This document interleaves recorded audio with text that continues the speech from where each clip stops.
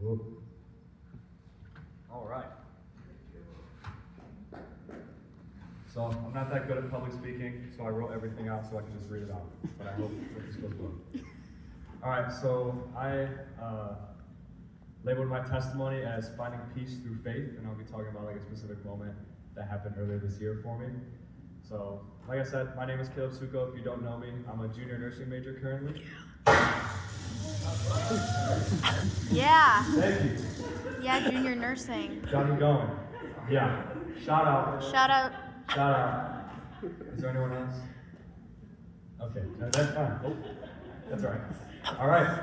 So for my testimony today, I want to share a personal experience about finding peace through faith in very difficult moments.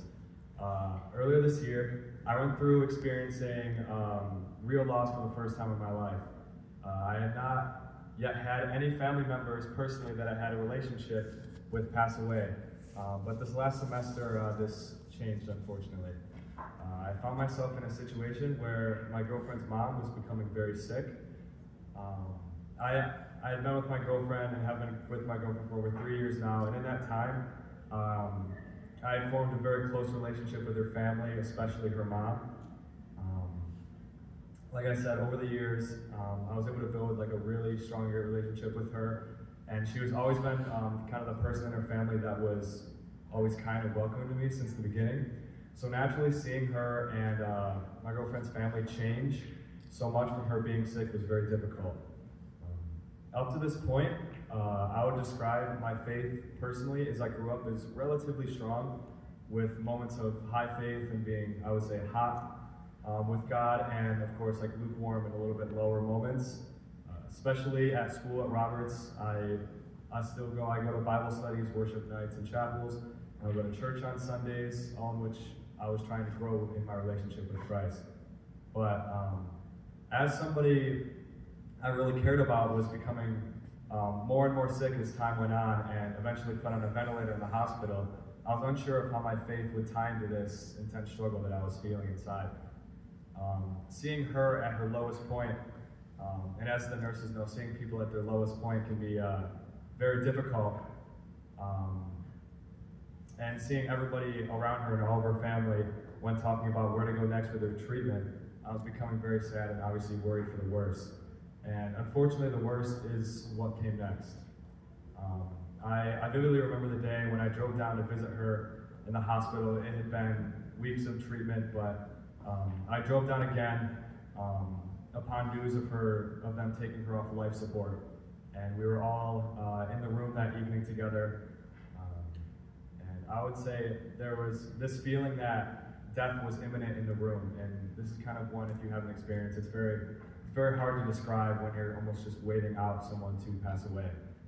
But as we were all in the room at the hospital, even though there was so much to be sad about, we still were able to share laughs and positive feelings and like positive moments together. And this, as I would find out and as I know now through writing this, was a peace that I have learned is from Christ and his love for us and for her mother. Eventually, sadly, she did pass away with all of us in the room with her. This obviously was a moment full of intense grief, but through this grief, I was able to find a certain peace about death and dying that I had not been able to comprehend before this moment. Death is obviously such a hard thing to deal with, especially with people you have known and become very caring about. But I have found that only Christ and Christ alone can provide a certain comfort with even death that I can't describe. In these moments, it felt like we all had a sense of comfort and peace through Christ and the promise of everlasting life. This feeling of peace and knowing that you will one day see them again in heaven is a concept that I feel like takes experiencing death to truly understand. I'm a little sick. Understanding and knowing God's promise of everlasting life has given me personally, and as talking to her family, also her family, true comfort in a tough situation like this. But then I asked, where do I go from here? Where does this leave my faith?